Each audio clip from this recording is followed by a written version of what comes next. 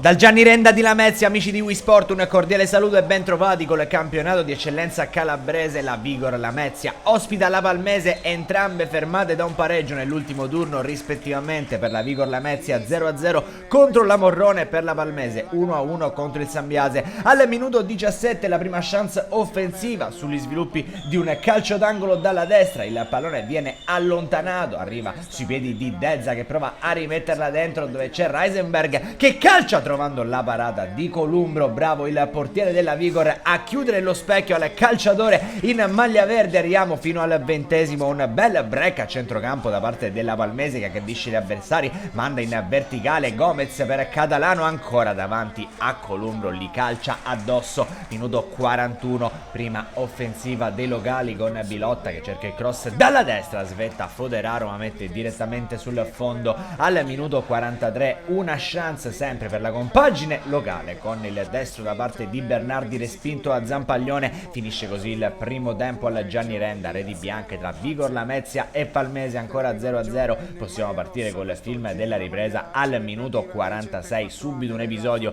che ovviamente condiziona la gara perché la Vecchia riesce a prendere il pallone dai 30 metri, scaraventarlo con questo destro che vale il gol del vantaggio della Palmese. Si sblocca il risultato dopo appena un giro di lancette dal secondo tempo ha segnato la Vecchia. Gli ospiti sono sullo 0-1 al 62esimo, però la reazione della Vigor Lamezia è immediata col lancio lungo di Foderaro, la sponda sulla Vrendi, apre da Bernardi dentro per Catania e il gol dell'1-1. Tanti fraseggi, tutti riusciti per la formazione padrone di casa che adesso ci crede e vuole anche il vantaggio. Discesa di Bernardi che serve dall'altra parte Catania, vuole il destro, la chiusura in scivolata da parte di Gomez. Al minuto 68 il tentativo è di Pasini che finisce fuori. Al minuto 75 c'è il lancio da parte di La Vecchia per Gomez che va a vincere il rimpallo anche con Columbro. Il pallone rimbalza in area di rigore, sembra destinato alla rete, allontana il pericolo Mascaro che libera dunque così l'area di rigore. Al minuto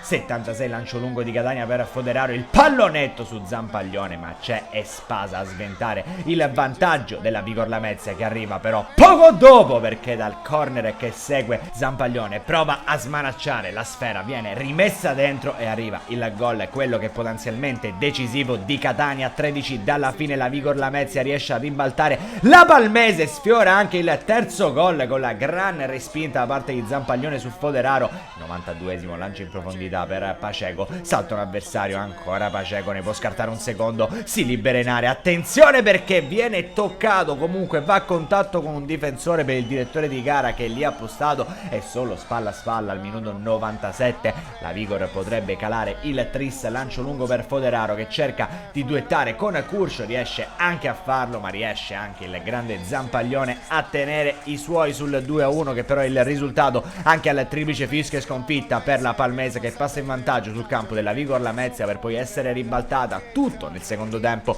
Un cordiale saluto amici di Wii Sport e come sempre alla prossima.